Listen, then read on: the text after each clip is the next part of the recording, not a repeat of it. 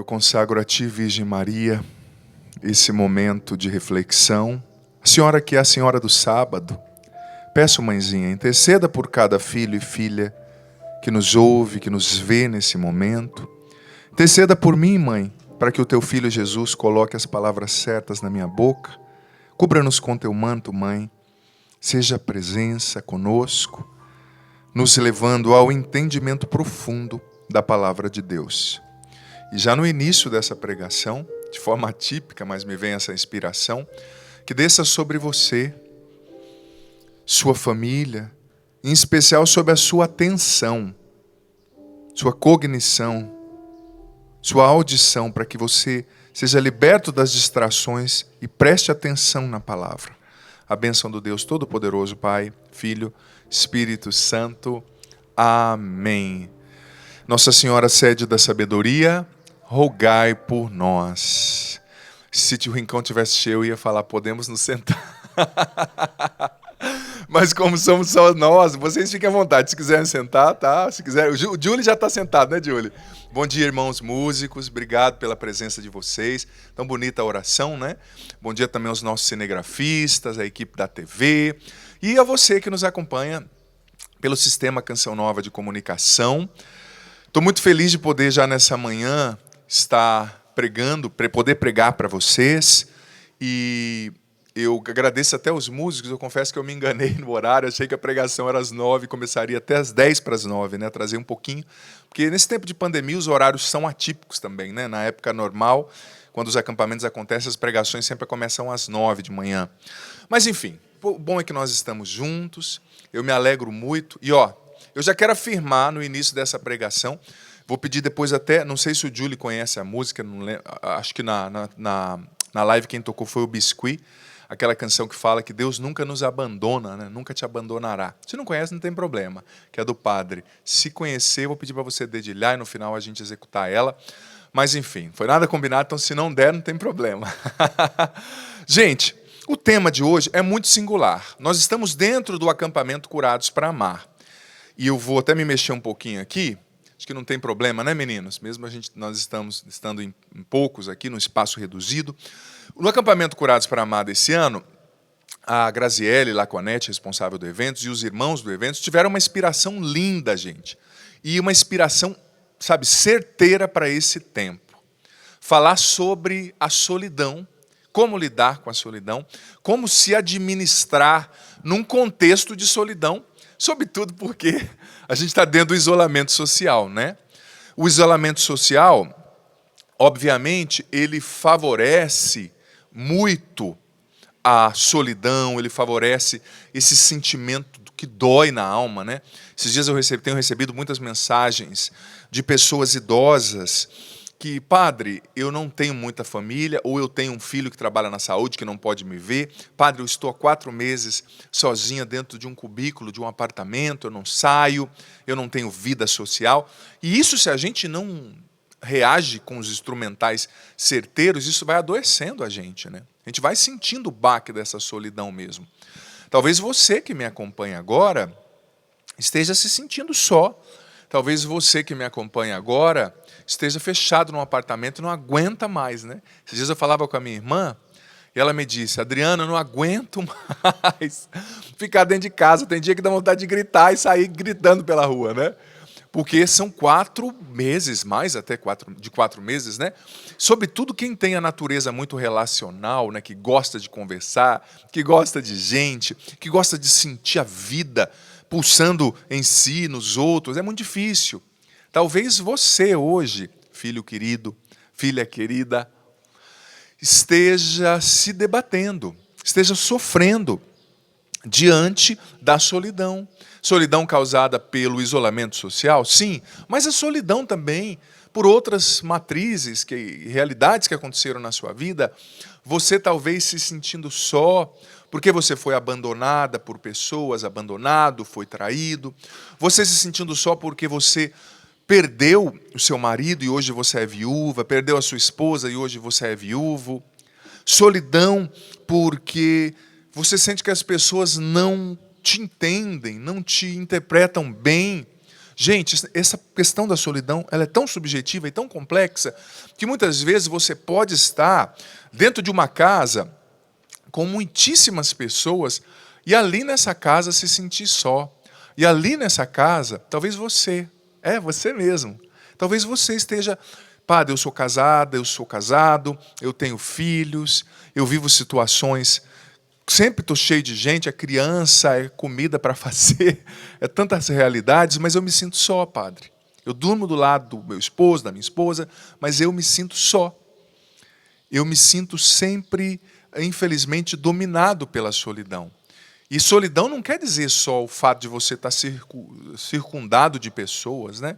Às vezes nós não estamos circundados de pessoas, nós não temos pessoas do nosso lado, mas nos sentimos completos.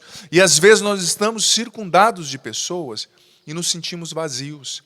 Mais uma vez eu digo, talvez você mesmo, você que acompanha agora, que ouve o padre, talvez você seja casada, casado, tenha irmãos, tenha família, tenha filhos, mas se sinta profundamente só dentro da sua casa. Como lidar com isso, né? Fica aqui a pergunta. Como a gente deve se administrar diante de contextos como esses? Preste bem atenção nessa palestra, nessa reflexão, que Deus vai falar com você. Você não está só. Deus vai falar com você. Vamos começar. Eu quero apresentar para você uma nova perspectiva. Eu vou falar um pouquinho, a partir da Bíblia, óbvio, eu sou sacerdote do magistério da igreja, sobre a realidade da diferenciação. A gente tem que diferenciar. Uma coisa é solidão, outra coisa é isolamento.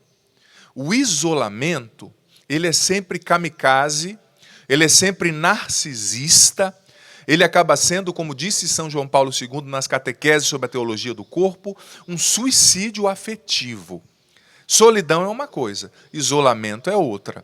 Tem pessoas que vivem uma solidão mesmo e precisa dar sentido, significado para a solidão. Vivem uma solteirice, tinham o desejo de casar e não se casaram, precisam dar um sentido para essa dor de não ter concretizado segundo o próprio desejo, a vocação. Mas, diferentemente da solidão, está o isolamento. E tem pessoas que são muito bem acompanhadas. Talvez você lá na sua casa, como eu disse, é muito bem acompanhado. Tem muita gente que você poderia partilhar a vida, mas você está vivendo o isolamento. Como é triste, gente, hoje. Quantas famílias nas quais tem 3 filhos, 2 filhos, 1 filho, o pai e a mãe, mas cada um está no seu canto. O filho de um canto da mesa com o celular no videogame, a mãe no outro canto da mesa com o celular vendo o Instagram, o pai no outro canto da mesa com o celular mexendo no Facebook, no WhatsApp. Nós estamos isolados muitas vezes dentro de casa, nós estamos criando pequenas ilhas dentro da nossa casa, sabe? Então, é diferente solidão de isolamento. Mais uma vez eu digo, o isolamento, ele é kamikaze, ele é narcisista. Sabe? As pessoas hoje se queixam de estar tão vazias, tão sozinhas, mas no fundo, elas o estão também, porque diante desse narcisismo, elas estão vazias de outras presenças, mas cheias demais de si mesmas. Elas estão cheias de si. E quando você é cheio demais de si mesmo, quando você é cheia demais de si mesma, você não consegue conviver bem com os outros, você não consegue dar espaço para as pessoas entrarem dentro de você, na sua história. Entrar dentro é pleonasmo, mas eu vou usar muito esse pleonasmo hoje, de maneira proposital, justamente para enfatizar. Eu sei que é um erro gramatical, mas eu vou usar como um recurso de retórica hoje. Entrar, você não deixa que as pessoas adentrem o seu universo, porque você está cheio demais de si mesmo. Então, nós estamos num tempo, e isso é importante notar, no qual nós temos muita interatividade, mas pouca conexão. Como eu dizia, dentro da casa, talvez o teu filho está com o celular 26 horas por dia. Mais até do que as horas que o dia tem, né? É muita interatividade. Ele está interagindo com o mundo. Ele está jogando. A minha sobrinha, há uns anos atrás, eu fui ver o joguinho que ela estava jogando. Ela estava jogando com adolescentes da China, para você ter noção, se comunicando em inglês, né? É muita interatividade, mas pouca conexão. É o filho com o celular no canto, é a mãe com o celular no outro, é o pai com o celular no outro, canto da casa, da sala, da cozinha. Então tem interatividade com o mundo, mas tem pouca conexão entre si. A família não se conecta, as emoções vão ficando secas. Porque, veja bem, Papa São João Paulo II também disse nas catequeses sobre a teologia do corpo, estou retomando a leitura dessas catequeses nesses dias, ele disse que o ser humano foi criado por amor, por Deus, e para amar. Ele tem um princípio, aquilo que Aristóteles e Santo Tomás de Aquino dizia de causa principal, causa motora. Ele tem um princípio, mas ele tem uma finalidade, ele tem uma causa e precisa ter uma consequência. Usando uma linguagem tomista aristotélica. Sabe, nós fomos criados por amor. Deus nos criou porque nos ama. Deus não ganhou nada em nos criar. O que Deus ganhou na criação? Ele só deu de si mesmo. Mas Ele nos criou por amor, essa é a nossa causa, e para amar. Então, filho, filha, quando você não ama, você não está concretizando o seu propósito nessa vida.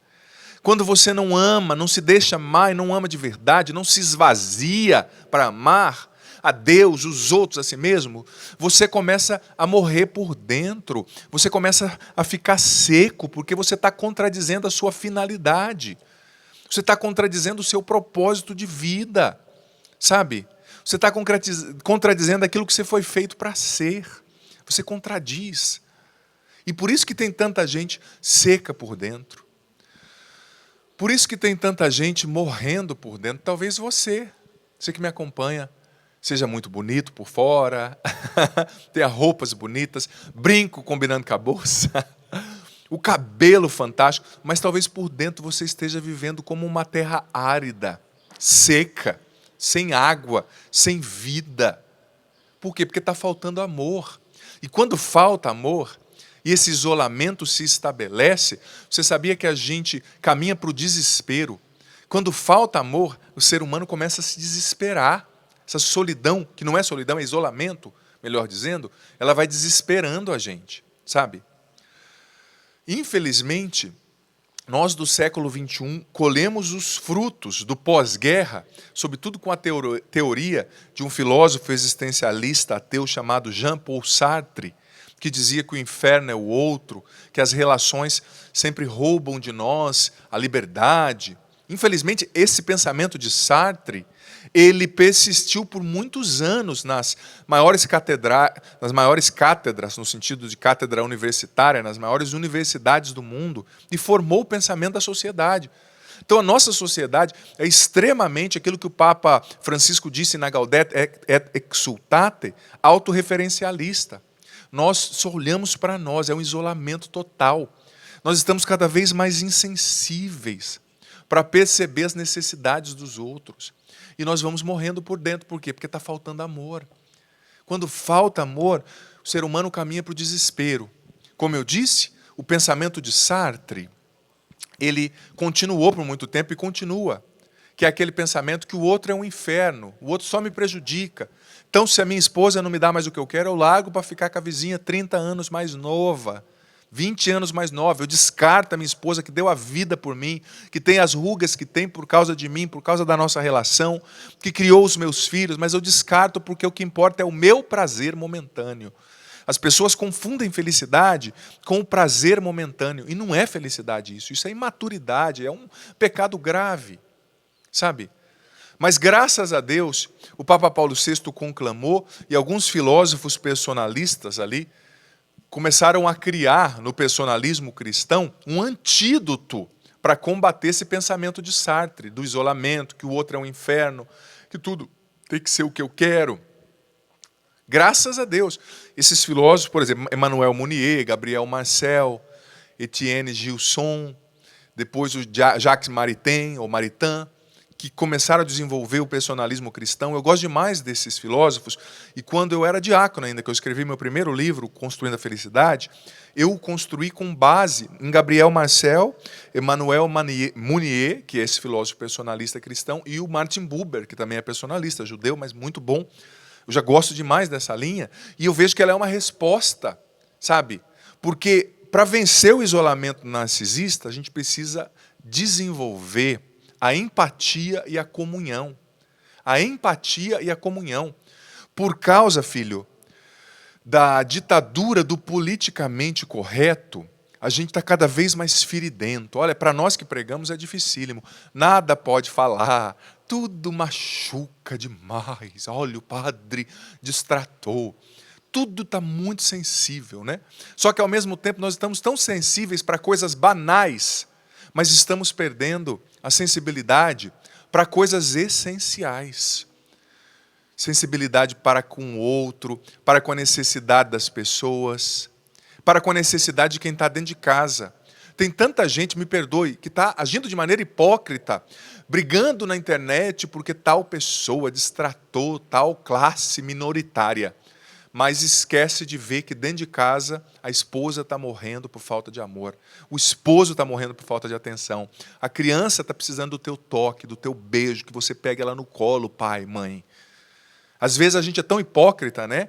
A gente briga porque fulano lá na Índia não está fazendo o politicamente correto, mas dentro de casa a gente está matando as pessoas, condenando elas a morrerem por dentro, a secarem pela falta do nosso amor, do nosso cuidado, da nossa atenção. É um tempo ardiloso, é um tempo difícil. Mas veja bem, o antídoto para o isolamento narcisista é a comunhão, a empatia, é se abrir, se esvaziar de si mesmo. As pessoas hoje estão tão conscientes, eu fico admirado. É uma consciência tão grande dos direitos, né? Todo mundo sabe dos próprios direitos, mas as pessoas estão esquecendo dos deveres. Padre, eu tenho direito disso, mas e os deveres? Você não tem dever, não? Claro que você tem. É preciso lembrar. O seu dever, em primeiro lugar, é se tornar aquilo que Deus te criou para ser. Alguém que ama. Você foi feito por amor e para amar. Essa é a sua matriz, o amor, e essa é a finalidade da sua existência, o amor. E olha, você pode tentar preencher com sexo desregrado, com droga, com bebida, com tanta coisa. Se você não ama, vai faltar. Porque você foi feito para isso, filho. Você foi feita para isso. E a gente, infelizmente, está perdendo tanta sensibilidade, como eu disse. Gente, eu sou do Paraná, né? Fui criado no Paraná, eu tenho boa parte da família em Londrina, também familiares em Curitiba. E eu percebo o seguinte, quando eu mudei para São Paulo, eu morei na Canção Nova em São Paulo por quase 7 anos. E eu fui responsável de missão lá, foi maravilhosa a experiência que eu fiz. Mas quando eu cheguei na capital paulista, com todo respeito e carinho, me chocou tanto a realidade de... Lá não tem pessoas em condição de rua, lá tem uma população de rua. Estima-se, isso dado extraoficial, que tenha quase 100 mil pessoas morando na rua em São Paulo. Morando na rua, criança comendo lixo todo dia, quando tem lixo para comer. Você sabia que o primeiro ano que eu cheguei lá me chocou tanto, porque eu não fui criado numa cidade grande assim, e não tinha essa noção, né? Claro que São Paulo tem muitas coisas boas, um povo maravilhoso, mas é uma realidade. Eu cheguei lá num ano de campanha política. E eu fiz uma cirurgia e fiquei em casa me recuperando, então eu podia ver a propaganda eleitoral gratuita, né, em alguns momentos. E me chocou muito, me chamou muita atenção que os políticos sequer mencionavam: eu vou resolver o problema dos moradores de rua. Não estava nem na pauta, no conteúdo programático da eleição do bendito ali. Ou seja, se tornou parte da paisagem. A gente age com indiferença, faz como que se eles não estivessem lá e vamos tocando a nossa vida. É a globalização da indiferença, disse o Papa Francisco. Mas veja bem, tendo feito essa introdução de cunho mais conceitual, que é importante também você ter consciência dessas realidades, e eu gosto, honestamente, de estudar para entender, para poder dizer para você também com clareza, mas agora eu vou começar a trilhar um caminho mais prático, mais objetivo, mais bíblico, para ajudar você que vive a solidão. Para que a sua solidão, veja bem, solidão não é narcisismo. Narcisismo é egoísta, é kamikaze, é isolamento, aliás, é narcisista, é kamikaze, é suicídio afetivo, é fechamento, é pecado, é contradizer a própria essência, que é o amor. Mas agora eu vou começar a trilhar com você um caminho mais bíblico e mais experiencial.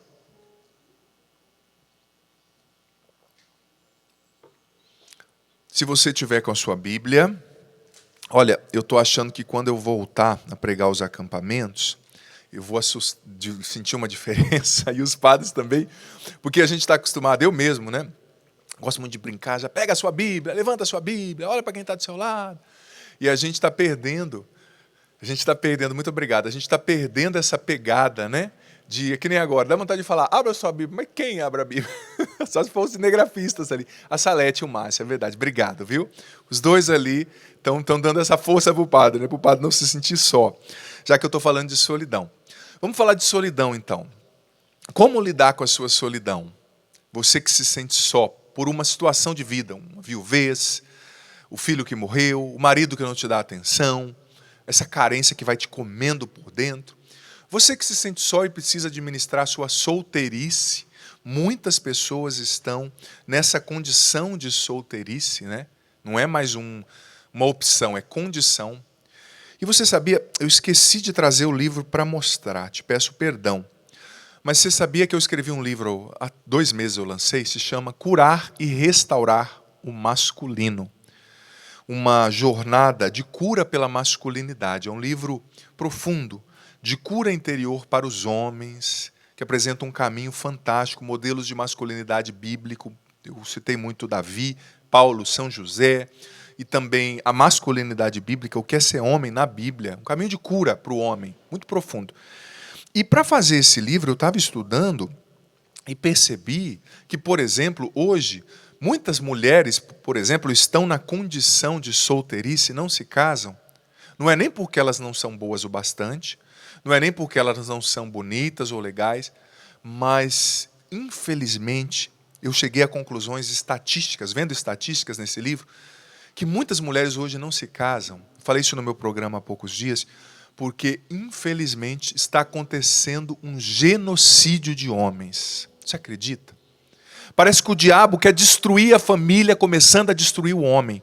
Gente, se você pegar e ver quantos homens morrem no Brasil em um ano, entre 15 e 29 anos, é absurdo. 80% de quem morre assassinado é homem. 80%, quase 85% de quem morre em overdose, droga, é homem. 80% de quem morre em suicídio é homem. De cada 5 pessoas que se suicidam, 4 são homens. O suicídio é um fenômeno eminentemente masculino. Gente, os nossos jovens estão sendo ceifados. Teve um ano que quase 70 mil jovens foram assassinados. Quem mais morre em acidente de carro é homem. Então, muitas vezes, as mulheres não estão casando porque, infelizmente, os homens estão morrendo. Os homens, infelizmente, a gente também é imprudente, eu sei, a gente dirige rápido, a gente não tem medo de certas coisas. Mas muitas mulheres estão na condição de ser solteirice porque simplesmente não tem homem. Acabou. Infelizmente, em muitos lugares. Que pena, gente, que triste. A gente precisa trabalhar isso. A gente fala muito da violência contra a mulher e tem que falar assim porque é algo lastimável, penoso. Mas também a gente precisa alertar sobre essa violência velada que está acontecendo contra os homens. É muito homem morrendo. Gente, é alarmante, é uma das estatísticas mais altas do mundo no Brasil. Enfim, você que vive a sua solteirice, você que vive a sua solidão, como dá um sentido, padre, para a minha solidão? Como dá um sentido, padre, para a minha solteirice, para a minha viuvez, para o que eu estou vivendo agora? Eu me sinto só, padre, dentro de casa. Padre, como dá sentido para isso que eu estou vivendo? Eu estou enfrentando a depressão. Padre, como dá um sentido para a morte desse ente querido, desse filho, desse pai? Padre, como dá um sentido para essa tristeza, para essa... Eu quebrei financeiramente, eu desfiz a minha sociedade. Como dá um sentido para essa traição que me machucou tanto? Veja bem, o padre vai ler, eu vou usar 3 passagens bíblicas. Mas essa primeira que eu vou ler é quando Deus disse para Moisés e para Josué, em especial para Josué, né, porque Josué que ia entrar na terra prometida, e eles estavam ali temerosos, né? Mas olha o que Deus disse. Deuteronômio, capítulo 31, versículo 6. Sede fortes e corajosos. Não vos intimideis, não tenhais medo deles. Pois o Senhor, o teu Deus, Ele mesmo é o teu guia. Ele não te deixará, nem te abandonará. Em outras traduções diz assim: pois o Senhor Deus, Ele mesmo está contigo, e não te deixará, e não te abandonará. Primeira passagem. A segunda, que é muito conhecida de todos nós, Salmo 23. Vai lá no Salmo 23, que é aquele que diz: o Senhor é o meu pastor, nada me faltará. Salmo 23, versículo 4. Presta atenção. Se eu tiver de atravessar o vale escuro, não temerei mal nenhum, pois tu estás comigo. A primeira, de Deuteronômio 31:6, diz: olha, não tenha medo do que você tiver que enfrentar. Eu vou estar com você, eu vou ser o teu guia. Eu não vou te deixar e não vou te abandonar. E a segunda, olha o que Davi diz: se eu tiver que andar pelo vale escuro, porque às vezes na vida, eu preciso dizer para você, às vezes na vida a gente tem que andar pelo vale escuro. Existem vales escuros, filho, filha, que eu e você vamos ter que enfrentar. O vale escuro da solteirice, que não é uma opção. O vale escuro da solidão, da dor, da depressão, da perda, da traição. Se eu tiver de andar pelo vale escuro, não temerei mal nenhum, pois estás comigo. Pois estás comigo. Eu quero propor uma mudança de perspectiva. Se eu tiver de atravessar o vale escuro, você vai estar comigo. Gente, você já percebeu que a maioria das vezes, guarde isso que o padre vai falar, é muito forte. Eu rezava com isso ontem e hoje cedo. A maioria das vezes, quando a gente está enfrentando uma situação difícil, você já percebeu que na maioria das vezes, quando a gente enfrenta uma situação difícil, a gente sempre pede para Deus, a gente reza pedindo: Senhor, me tira dessa situação difícil. Senhor, me tira desta solidão. Senhor, me tira da depressão, da solteirice, dessa situação que eu não consigo lidar, Senhor, é difícil. Me tira, por favor.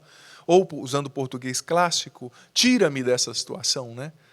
Ênclise, mesóclise e próclise, né? Tira-me dessa situação. A gente sempre pede para Deus nos tirar da situação. É ou não é verdade? Me tira, Senhor.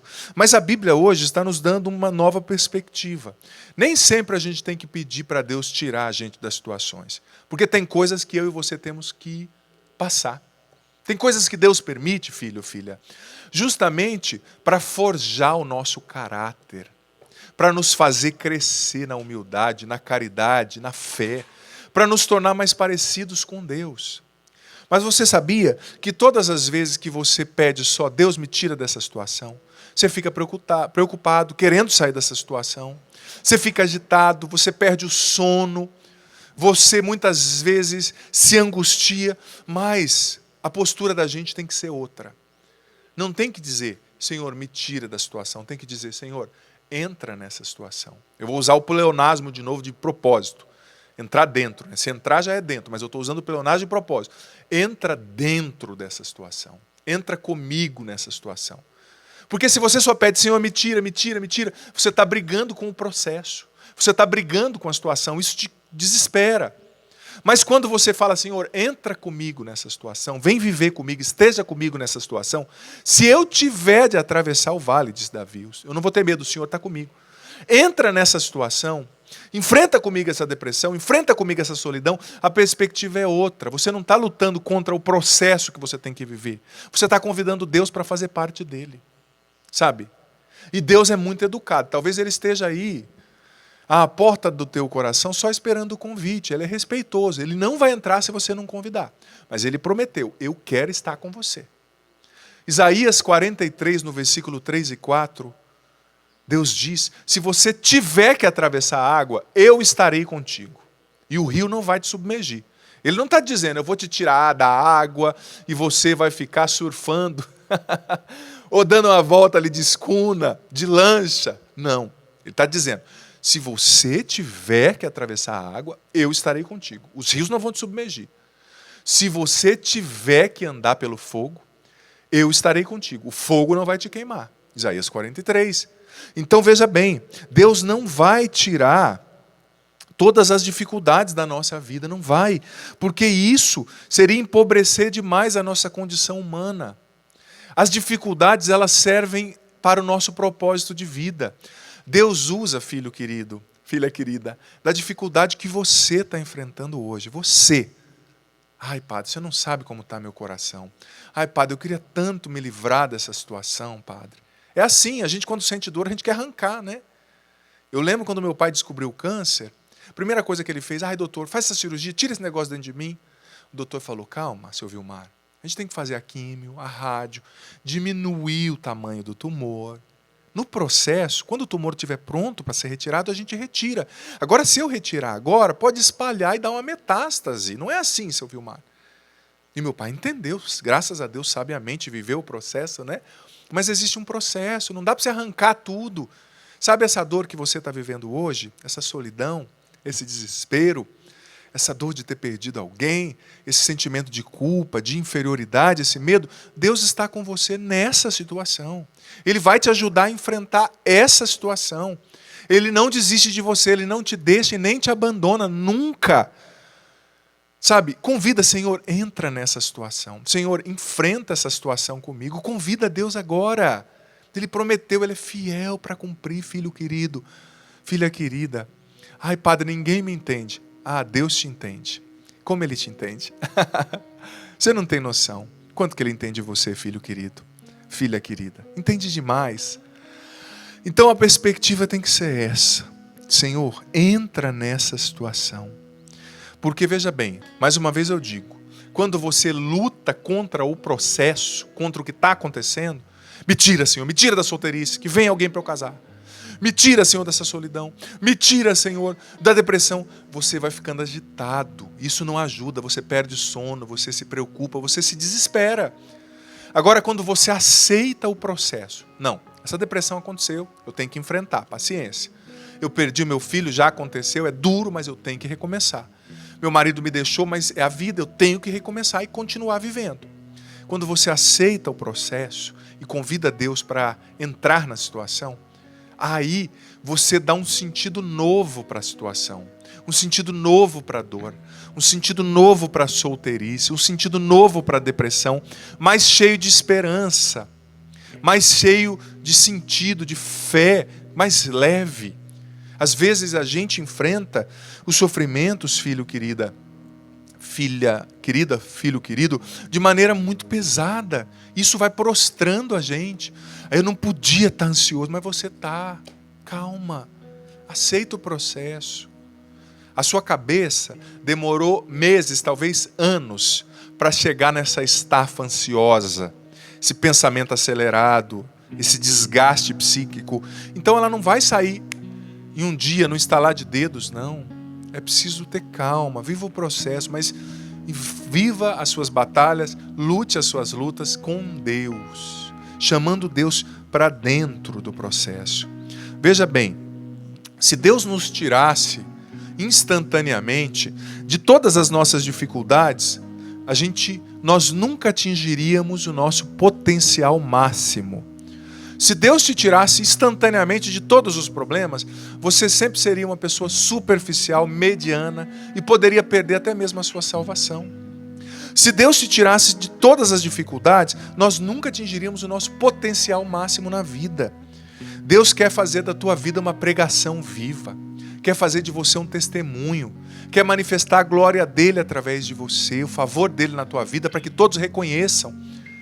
Então, muitas vezes Ele permite sim dificuldades, isso é bíblico, mas para tirar um bem maior de todas elas. Santo Agostinho dizia que às vezes Deus permite um mal para tirar um bem daquele mal. Sabe, é preciso enfrentar com Deus. E as vozes vão suspirar dentro de você, muitas vezes dizendo, as vozes da tentação, né? Olha, Deus não está ouvindo a sua oração. Olha, você foi abandonado por Deus. Olha, ninguém te ama. Olha, você não vale nada, mas é mentira. Eu dizia na missa ontem que o padre Rufus certa vez ensinou, aquele grande exorcista, que a maior estratégia do diabo é nos convencer que nós não somos amados, que nós estamos sós. Mas essa é a maior mentira, o diabo é mentiroso. Jesus morreu numa cruz por você, você vale muito, você é precioso, preciosa, linda, lindo do jeito que você é, sua vida vale muito a pena. Sabe? A tentação vem justamente para nos desanimar. São João Paulo II, nas catequeses da teologia do corpo, falava também da solidão originária e da carência original. Todos nós temos uma carência original, um vazio na alma que só Deus pode preencher. Namorado, marido, droga, dinheiro, nada pode preencher, sabe? Então as vozes vêm te desanimar, querem levar você a um desespero existencial. Mas essa carência existencial, essa carência originária, precisa ser preenchida por Deus. Só Deus pode curar a sua carência original. Só Deus pode preencher a sua solidão original, sabe? Mas é preciso se abrir a esse processo de se deixar amar por Deus. É preciso, filho querido, filha querida, se abrir a esse processo de deixar que Deus nos encontre, nos ame, preencha os nossos vazios, sacia a sede de afeto, sede emocional, a sede da alma da gente, né? E São João Paulo II também dizia, nas catequeses sobre a teologia do corpo, que se a gente não dirige bem, entenda bem, se nós não dirigimos bem essa carência original, esse vazio existencial, essa carência original pode nos levar a muitos erros, a muitos pecados. Pode nos levar a trocar a nossa integridade pela aprovação dos outros. Pode nos levar a muitos pecados. Eu acredito, por exemplo, que muitas pessoas, quando estão nas drogas, estão na bebida, estão nos vícios, estão no isolamento, na busca de prazer instantâneo, elas estão no fundo, buscando o amor que elas não têm dentro de si. Elas estão no fundo, buscando a aceitação. Todo ser humano traz essa sede profunda de aceitação, de ser amado, de ser aceito do jeito que é. E a gente busca, às vezes, nos vícios, nos pecados da vida, nas drogas, nos relacionamentos errados, preencher esse vazio. Mas só Deus pode preencher. Tem tanta gente que busca no adultério, tem tanta gente que busca em tantas fontes preencher essa carência original, mas só Deus, o amor dele, pode preencher. Sabe? E olha, eu vou dizer para você, muitas vezes a gente busca nas pessoas um amor perfeito. Pessoa nenhuma pode te dar o amor perfeito que você quer, busca e precisa, filho, filha. Talvez você está frustrada no teu casamento porque você está buscando no teu marido um amor perfeito. O teu marido não tem um amor perfeito para te dar. O teu filho não tem um amor perfeito para te dar. Os seus amigos não têm um amor perfeito para te dar. Talvez você queira se sentir única, amada, aceita, mas as pessoas são limitadas como você. Não busque amor perfeito em pessoas imperfeitas. Busque amor infinito, insondável, incondicional no Deus perfeito que te ama com amor perfeito. Só Ele pode dar. Quantas vezes nós acabamos brigando, por exemplo, com os nossos pais? Quantas vezes nós acabamos brigando, nos indispondo com os pais, porque a gente acha, meu pai não me amou, padre. Ai, padre, minha mãe não me amou. Ai, padre, meu pai e minha mãe foram tão duros comigo, não me deram amor. Filho, não se frustre com seu pai e com a sua mãe. Eles são imperfeitos, eles não têm amor perfeito para dar para você. Eles deram o que eles tinham. Talvez eles foram criados 50 vezes pior que você foi. Talvez eles foram criados 20 vezes com menos amor do que o amor que eles te deram. Eles não tinham para te dar. Mas não julgue os seus pais, não condene os seus pais, seja maduro. Não busque amor perfeito em pessoas imperfeitas. Veja bem, como eu estava dizendo, ao invés de só reclamar por estar na situação, convide Deus para entrar na situação. Quando Deus entra na situação, quando Deus caminha com você na depressão, na solidão, na solteirice, na ansiedade, na ruptura familiar, no problema, na doença, no medo, Ele te fortalece de dentro para fora. E Ele te dá aquilo que São Paulo disse na carta aos Filipenses, capítulo 4, versículo 7. Uma paz que excede todo entendimento. O que é uma paz, filho querido, filha querida, que excede todo o entendimento?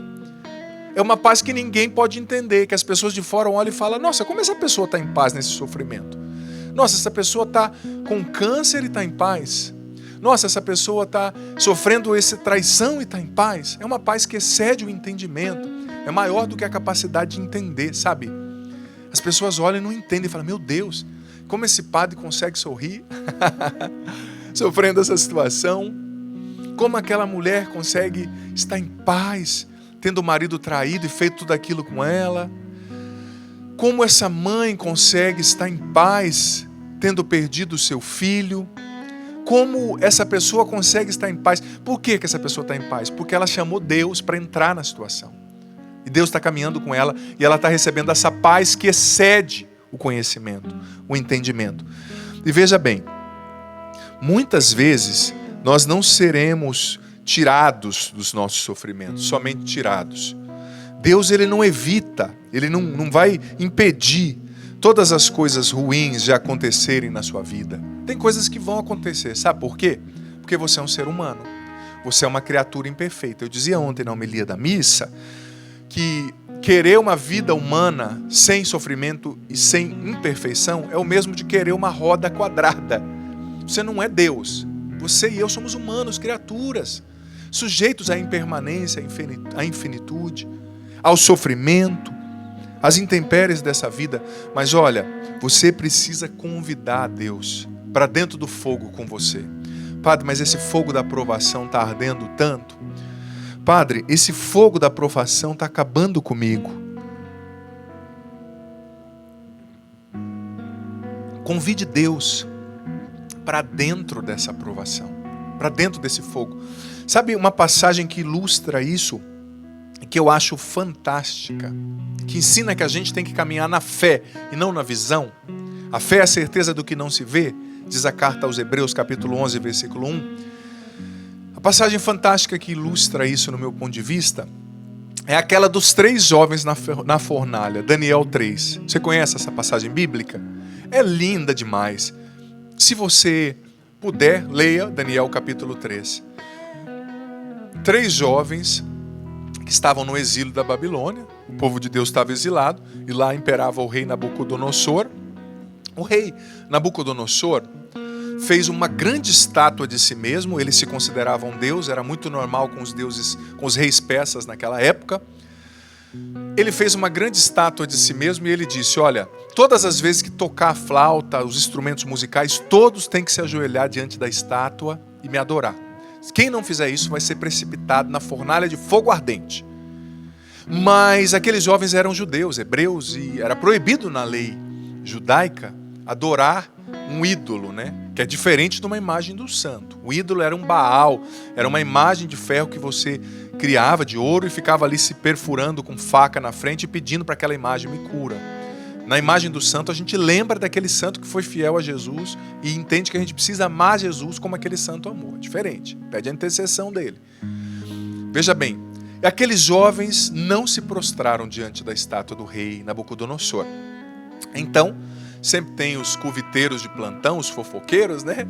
Foram lá falar para o rei, olha rei, não queria dizer não, mas aqueles 3 jovenzinhos que vieram de Israel, de Judá, eles não se prostraram diante da sua imagem não queria dizer. E o rei chamou na hora, manda eles virem aqui na minha presença nesse momento. Eles foram. E o rei disse, é verdade que vocês não se prostraram diante da minha imagem? Olha, se tocar a flauta, os instrumentos, a cornamusa, e vocês não se prostrarem, eu vou jogar vocês na fornalha ardente. Sabe o que eles responderam? Fica sabendo, ó rei, nós não vamos te adorar, nós só adoramos o Deus único. E nós sabemos que o nosso Deus é poderoso para nos tirar do fogo. E se ele não nos tirar, nós vamos morrer por ele, não estamos nem aí. Nossa, o rei ficou furioso. Isso deixa o inimigo furioso. Quando você diz que você está disposto a obedecer a Deus, independente da consequência, o inimigo fica furioso. O rei pediu para aquecer a fornalha 7 vezes mais que o usual. Amarraram as mãos e os pés dos 3 jovens e jogaram eles na fornalha 7 vezes mais aquecida, mais quente do que o normal. Ela estava tão quente que os soldados que jogaram os meninos lá acabaram morrendo queimados instantaneamente, a hora que abriu a fornalha, pra você ter noção. Eles abriram para jogar e receberam aquele fogo. Só que o interessante é que Deus não impediu aquele fogo de alcançar a vida daqueles jovens. Deus não impediu aqueles jovens de serem lançados no fogo. Mas o maravilhoso é que Deus estava com eles no meio do fogo. Quando o rei olhou lá de cima para ver pelo vidro a fornalha, ele viu que não tinha 3 jovens. Tinha 3 jovens e um quarto homem, com uma aparência, um aspecto admirável. Era um anjo de Deus, era o próprio Senhor que estava lá, no meio deles no fogo. E eles não foram queimados um fio de cabelo. Deus não impede você de entrar no fogo, mas Ele está dentro do fogo com você. Ele é o quarto homem. Você precisa confiar. Você precisa caminhar na fé, não na visão. O quarto homem está com você no meio das chamas. Ele é o quarto homem. O fogo não vai te queimar. Talvez o diabo tenha aquecido a fornalha da provação, da tentação, 7 vezes mais na tua vida. Mas até o diabo se submete a Deus. Se Deus permitiu que as situações lançassem você nessa fornalha de fogo 7 vezes mais aquecida, é porque Ele vai estar lá no fogo com você. O fogo não pode destruir Deus. O fogo não pode impedir o propósito de Deus de se cumprir na sua vida. O fogo, no fundo, acaba sendo um servo de Deus. O fogo não vai impedir a obra de Deus de acontecer na sua vida. O fogo não vai impedir tua vitória. O fogo não vai impedir tua vitória. Deus vai levar a bom termo a obra que Ele começou na tua vida. Deus vai concluir a obra que Ele começou em você, sim. Esse fogo da depressão não vai te destruir. Esse fogo da provação, da perda, da solidão não vai destruir você. Creia, o fogo é um servo de Deus. Você é filho do Deus que controla o fogo, que abre o mar vermelho, que cura, que liberta. Deus podia sim ter impedido aqueles jovens de ter sido lançados no fogo, mas Deus não impediu. Deus estava no fogo com eles e o milagre foi 100 vezes maior. Até o rei passou a respeitar Deus depois daquilo. Até os babilônios começaram a se converter depois daquilo. Pra você ter noção. Sem grandes batalhas não há grandes vitórias. Sem grandes batalhas não há grande testemunho. Deus quer fazer da tua vida uma pregação viva. Sabe o que é interessante nesse fato do fogo? Que quando eles saíram, o fogo não tinha queimado um fio de cabelo deles. Um fio. Não tinha queimado. Não tinha. A única coisa que o fogo queimou, sabe o que foi?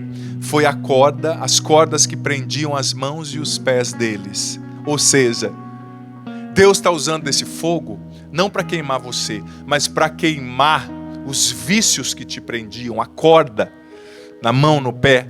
Deus está usando esse fogo, nenhum fio de cabelo deles foi queimado, só a corda que os amarrava. Deus está usando esse fogo para fazer de você melhor. Deus está usando esse fogo para purificar você, para queimar na tua vida o que te prende ao passado, para queimar na tua vida o que é mundano, o que é pecado, o que é tristeza, o que é depressão, o que não te deixa crescer, a amargura, o desespero. Esse fogo está servindo a Deus para o teu bem, está sendo um servo de Deus.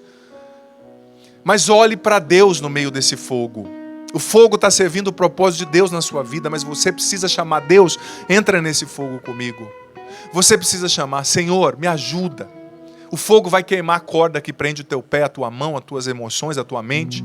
O fogo vai te libertar de tudo aquilo que não deixa você atingir o seu máximo potencial na vida.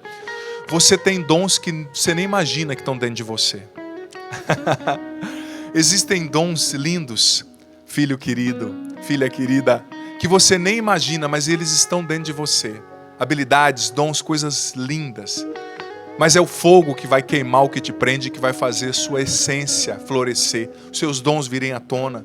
Deixa esse fogo queimar o isolamento narcisista, o egoísmo, a vaidade, o orgulho, a prepotência, o vício, a amargura, a reclamação. Sabe? Convide Deus para dentro do fogo, mas nesse fogo, saiba que o quarto homem está com você. Enfrente esse fogo com esperança, que é uma virtude teologal. Vou falar um pouquinho da esperança à tarde. Enfrente esse fogo com esperança. No meio do fogo, o quarto homem está com você. O fogo não é maior que o poder de Deus. O fogo não é maior que a glória de Deus. Deus vai levar a bom termo. Ele vai concluir a obra que Ele começou na tua vida. O fogo dessa depressão, dessa solteirice, desse vício não é maior que o poder de Deus. Padre, mas eu errei tanto. Às vezes até a nossa infidelidade, a nossa incapacidade de acertar é um fogo que nos humilha por dentro. Mas se volta para Deus, pede a ajuda dele, que ele vai te libertar, ele vai te levantar, ele vai abrir um caminho onde antes não existia nenhum.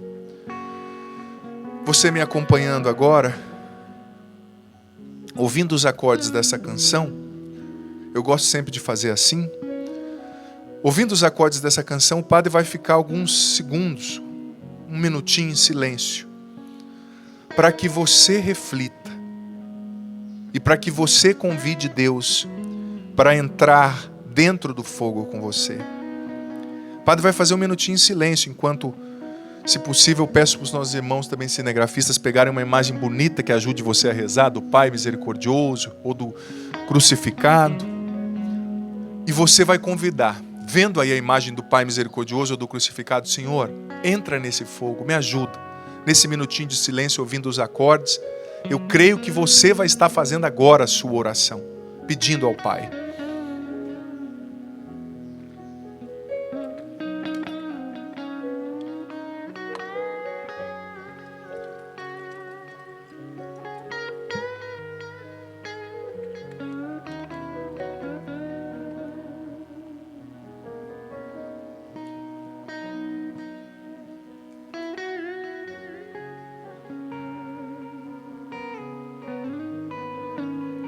Convide ele sem medo, convide.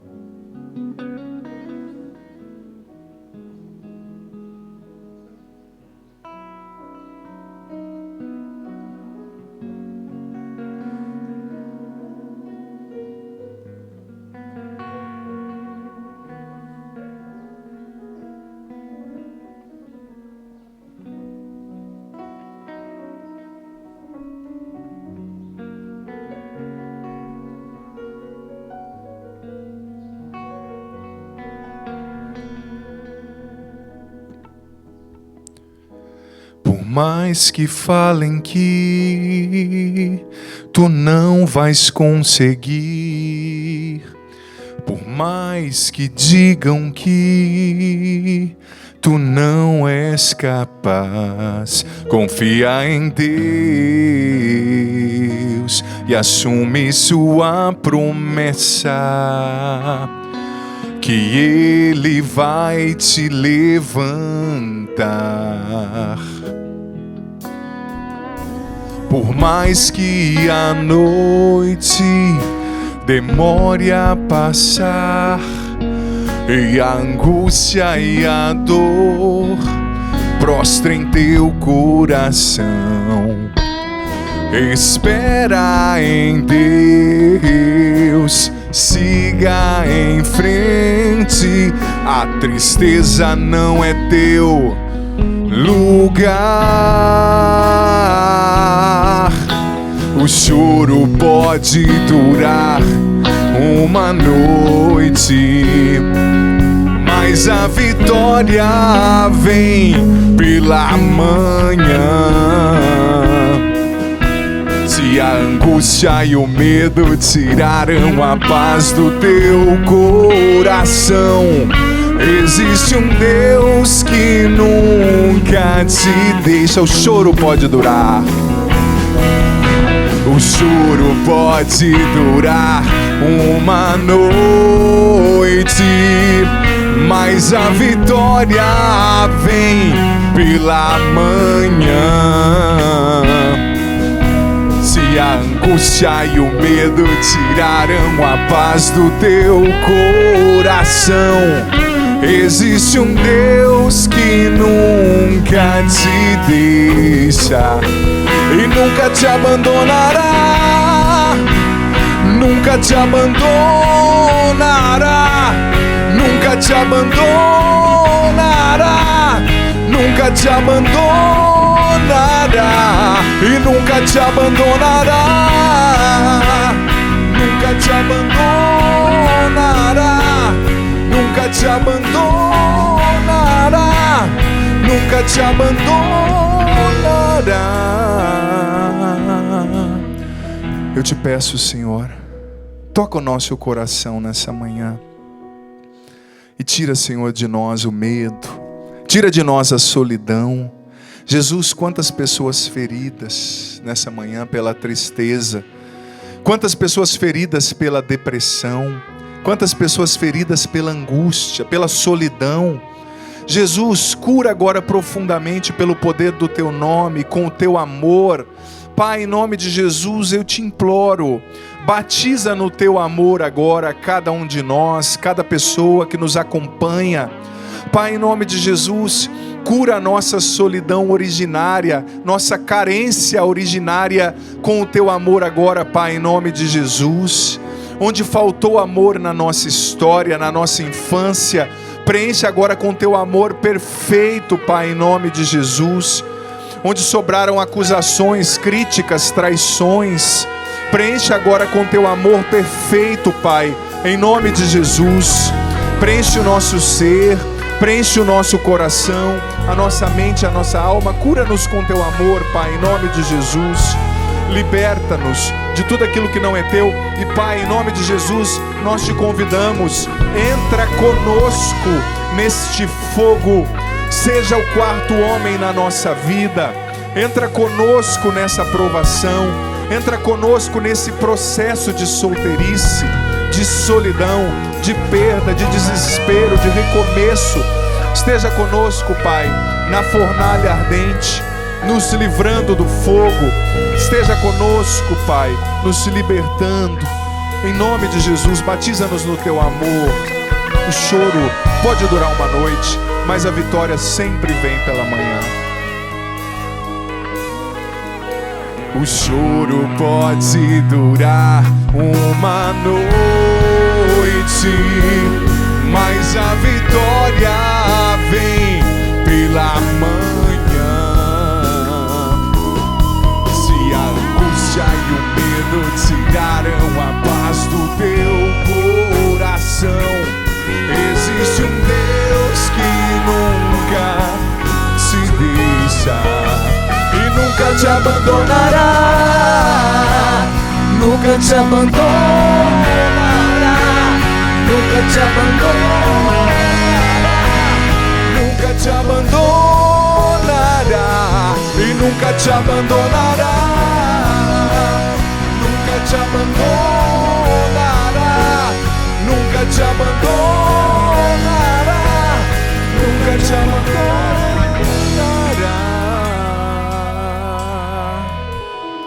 E que desça sobre você teu processo de cura interior, tua vida, teu coração, e permaneça para sempre. A bênção do Deus Todo-Poderoso, Pai, Filho, Espírito Santo. Amém. Louvado seja Deus.